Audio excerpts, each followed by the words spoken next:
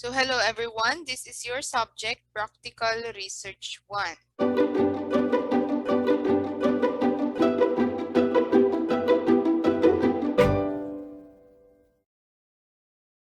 So let's have a simple recap.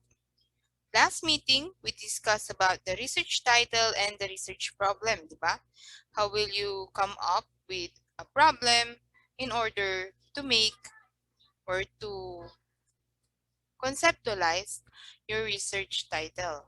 So today, um, let's continue our discussion with our topic, the rationale of the study. So ano ba? So kung nakahanap ka na ng research problem mo, then nakakome up ka na ng title mo, baback upan mo yun ng rationale. What is the reason behind that your concept? Or bakit mo yun pinili? So let's see.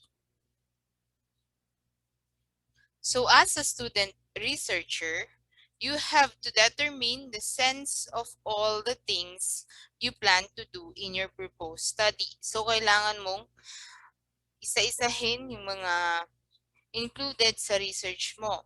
Kailangan kapag binasa ng teacher or ng isang panelist or ng isang mambabasa ang research mo, maiintindihan niya and makikita niya yung essence or yung sense na sinasabi, yung importance ng iyong research. So, you need to consider these following questions.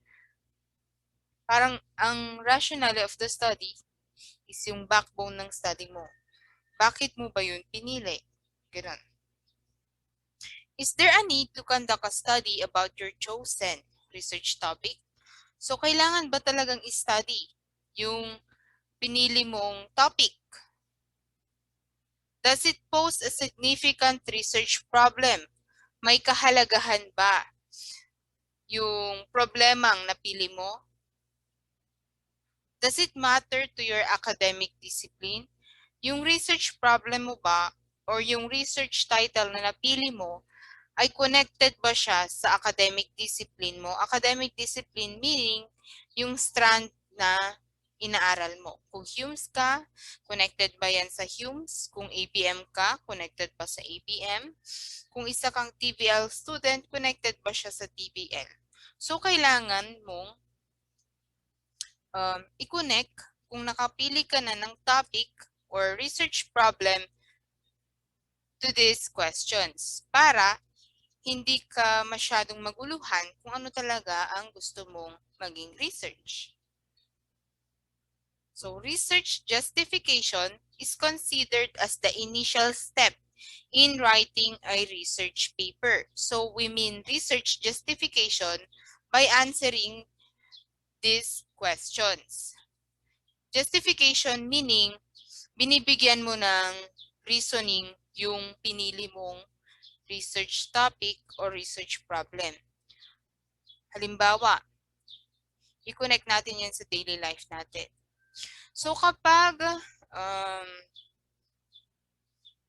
di ba pinili niyong mag-aral dito sa school natin? So, kapag tinanong ka ng mga ibang tao, bakit mo piniling mag-aral dyan? So, magbibigay ka ng mga rason. That is a justification. You give reasons why you choose to study in our school.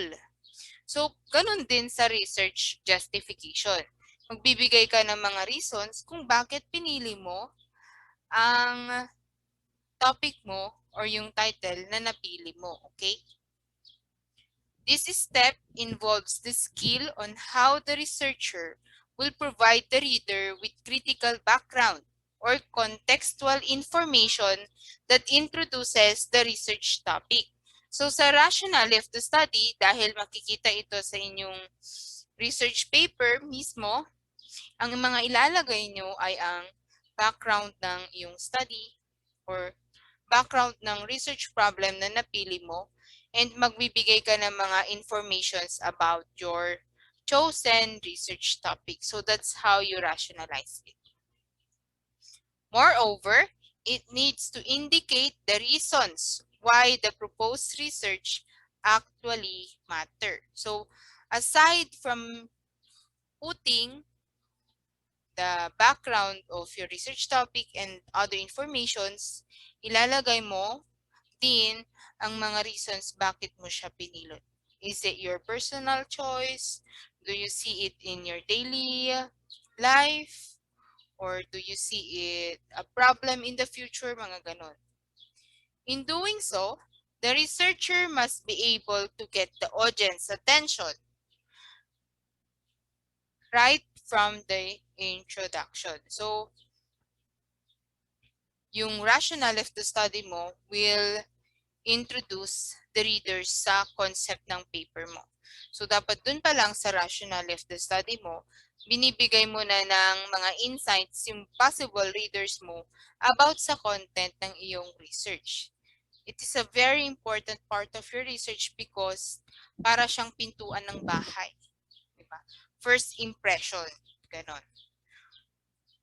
Kung maganda yung first impression, malamang maganda din yung magiging loob ng bahay. Ganon. Okay? So, how do we write the rationale of the study? So, paano bang tamang paggawa ng rationale? So, first, you need to put the critical background or the contextual information. What do we mean?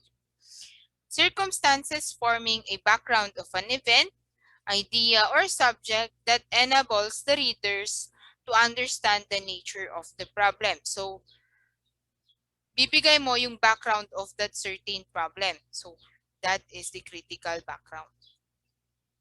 So, anong gagawin mo? Magre-research ka, of course. Saan ka magre-research? Sa internet. Later on, I'm going to provide you different websites that you can use in doing rationale of the study. So, ilalagay mo yung background ng problemang pinili mo. Another one, you put the research gap. So, in our previous discussion, we discussed about research gap, di ba? Yun yung mga hindi nakitang mga problems in the previous researches. So, these are the problems, issues, or questions that have not been addressed or are yet to be understood. So, ito yung mga lacking sa mga nagawa ng research paper. So, mga gaps, di ba? Proof of urgency. An urgent need to solve the existing problem. So, kailangan na bang lutasin yung problemang yon? So, that is the proof of urgency. So, halimbawa, your research is all about the tardiness of the students. So, urgent bang i-study yon? Yes. Why? Because it declines the academic performance of the students. Mababa yung performance nila. So, urgency yun dahil naapektuhan ang pag-aaral nila. Diba? Another one, proof of urgency if you're going to study the effect of pandemic. Bakit kailangan mo nang i-study yun? Dahil nakikita mo yung results ng pandemic. Kailangan na siyang i-address agad-agad. Next one, research goal or objective. The purpose why there is a need for the proposed study to be conducted. So, may nai-insight ka na, may nakikita kang goal ng iyong research paper. Is it a new theory, new discovery, new product, mga ganon. So, may nakikita ka ng purpose. It's a new product, new discovery, new plan, something new. Ganon. Here are some questions to be considered in presenting justification. So, kapag you're making your rationale of the study, you may ask these questions to yourself dahil ikaw naman ang gumagawa ng research paper mo, ng rationale of the study mo. Why is this research important? So, kapag napili mo na yung topic mo or yung specific research problem na i-research paper mo na, bakit ba mahalaga yung topic mo? Why is it important? What real life or everyday problem or issues or questions that the research related to? So, i-relate mo na yung chosen topic mo or problem in real life. So, nangyayari ba siya everyday? Or nangyayari na ba siya? Ganun. Can people relate to the problem in local or global context? So makaka-relate ba yung school natin kung tardiness of the students ang study mo? Or makaka-relate bang ibang school kung yun ang magiging topic mo? What benefit does the research promise? So kapag ini-study mo yung tardiness of the students, anong benefit nun? So malalaman ng school na these are the reasons why students are lazy to join the online class. So, bibigyan mo yung institution ng mga sagot sa mga katanungan nila. Are the units of analysis and observations or observation clearly identified? So, this one, specific na ba kung sino ang magiging respondent mo? So, kung ang research mo is tardiness, which is my research, di ba? I've been using it as my example.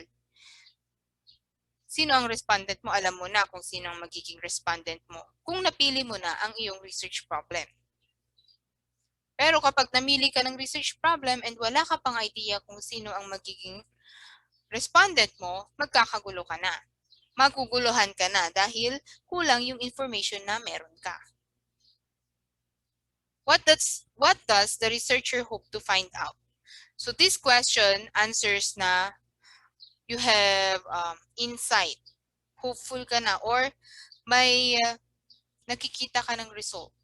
Kahit iniisip mo pa lang yung problem na i-study mo. Dahil nag-anticipate ka na.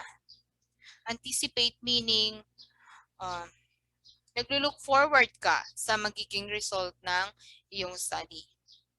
What was wrong or incomplete about prior effort already conducted? So this question reflects to the characteristic of research as replicability. Dahil nireplicate mo siya. Ano ba yung kulang noon na kailangan kong gawin ngayon? So, it connects also to research gap, di ba? Does the research extend understanding of the phenomenon being investigated? Naiintindihan ba? Naiintindihan ba ng mga tao yung magiging research mo? Or do you really understand the concept of your research? Does it elaborate or fill in the gaps in the present knowledge? So parang yung research gap lang yan. Meron pa ba yung gap na yon? Will it be functional kung lalabas yun sa research ko? Mga ganun. What is the research ultimately trying to achieve? So these questions, if you're going to reflect it to your chosen research topic or research problem, you are justifying why it is okay to continue with that specific research topic or research problem. So kapag nasasagutan mo lahat ng mga questions na to, and naiintindihan mo na lalo ang iyong research problem or research title, kapag tinanong kita as your advisor in this subject, as a panelist, assessor, mas maiintindihan ko yung research mo and mas naiintindihan mo yung research mo. Okay? So this is an example of a rationale of the study. So the title of this research is The Educated Citizen, Cultural and Gender Capital in the Schooling of ETA's Children in the Municipality of Janway. So this is a study from Moralista and Del Riarte 2014. So here, sa first paragraph, let's read. Republic Act number 8371 is an act to recognize, protect, and promote the rights of indigenous cultural communities or indigenous people. Created the National Commission on Indigenous Peoples, established implementing mechanisms, appropriated funds, therefore, and for other purposes. So, the first statement, kinuha niya yun sa the Senate and the House of Representatives of the Philippines in Congress 1997. So, isa siyang Republic Act ng batas na nagproprotekta sa mga indigenous people. So, binigyan ka na niya ng legally background of the topic. Diba? Legal siya because it's a law. Binibigyan ka niya ng insight that this act is for Indigenous People Right Act of 1997. So, sinasabi niya na there's a certain law protecting the indigenous people because ITAs are considered indigenous people.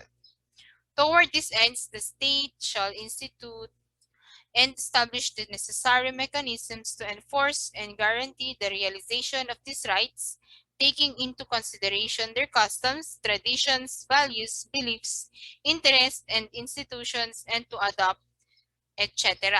So, it gives you an insight or parang, what do you call that? Binibigyan ka niya ng background kung ano yung possible na content ng study. It's all about indigenous people. And the following paragraphs na included sa rationale of the study is yung human rights, especially on education. Dahil the topic of this research is all about education for ITAS. So, ang content ng rationale of the study is about the law protecting ITAS or indigenous people, a context about education, and on the latter part of the rationale of the study, or on the last part, it includes, this study aims to understand the cultural practices. So, sinasabi na niya kung ano yung magiging content ng research paper. This study aims to understand the cultural practices of ITAS children in the municipality of Janway, to investigate the gender capital in the schooling of ITAS in the municipality of Janway, to determine the ITAS role in preserving their cultural practices as influence. So ano yung sinabi sa baba or sa last part of the rationale of the study? Is sinabi dun yung the objectives of the research, to investigate daw the gender capital, to determine the ITAS role daw. So, from giving certain background of the study about indigenous people to context about education, on the latter part of the rationale of the study, sinabi na yung objective of your research. Okay? That's how you make your rationale of the study. Because when you make your research paper, later on, you're also going to make rationale of the study. That's why you need to know how to make rationale of the study. So another one, I have here a more simple example. It is about President Duterte or President Rodrigo Roa Duterte's political speeches, a critical discourse analysis. A discourse analysis is a form of statement na inisa-isa niya. Ganun. Inisa-isa niya yung meaning ng mga sinabi niya during speech. So that's how discourse analysis works. So as you can see, the first one, nagbigay siya ng literature. The second one is the relevance to local and global context. Bakit? Ko-connect mo na siya what is the importance of your study. Next one, critical background. Next one, research gap. Proof of urgency and the research goal objective. Let's see. First one, let's see what is the context of existing literature. A message from the president is given almost unparalleled importance in contrast to other communication. Speeches and addresses of any sort should therefore be read as statements of presidential power, and they are all attempts to assert the power of the presidency in some way, either through policy proposal, attempts to move public opinion, through appeals to the people, or direct address to specific audience. This is from Chimbare Takavarasha, 2014. So, the statement, sinasabi dito na importante daw yung mga speech ng ating Pangulo. Bakit? Naglalaman yun ng mga maaring mga mandates, mga kautusan, mga bagong patakaran, and it directs the people on how to move, sabi dito. So, from giving a literature, isang opinion ng ibang tao, pupunta ka na sa relevance. Bakit importante? The present study is concerned with investigating an aspect of discourse that has not received adequate attention within the Philippine political discourse. The absence of a research study in the national and local setting has prompted more the researcher to conduct this investigation. So this statement, ang sinasabi niya, wala pa daw nag-i-study ng pag-a-analyze ng mga political speeches ni President Duterte.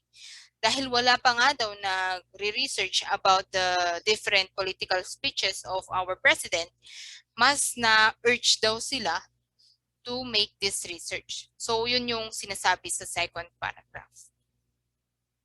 About the third paragraph, the critical background contextual information. Ano ang nilalaman nito? It has been found out that due to the pressure of media and its effort to catch the attention of their consumers, the traditional view of political speeches has been changing and is now nearer to the everyday informal speech. Political speeches should therefore be not only interesting but also entertaining so as to be enticing to media holders. Nasaan na tayo? Holders who have the privilege of what would be presented and how. So, ang sinasabi sa third paragraph is napapansin daw nila that the political speech of our president becomes informal. So, dahil informal ang pinakamataas nating government personnel na mag-speech, nagiging normal na lang daw yung pagkakaroon ng informal speech ng mga politicians.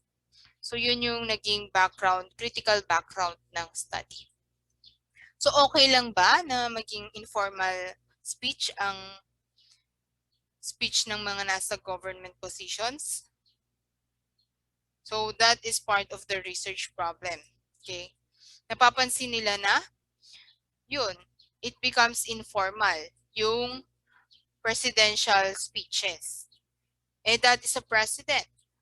Should it be formal, di ba? Because it's a president. Pero, because of Duterte's form of speech, informal siya. So, yan. Yun yung context ng critical background. Research gap. The researcher has noticed that analysis of oral text, particularly in political speech as a discourse, has been rarely studied by CDA researcher.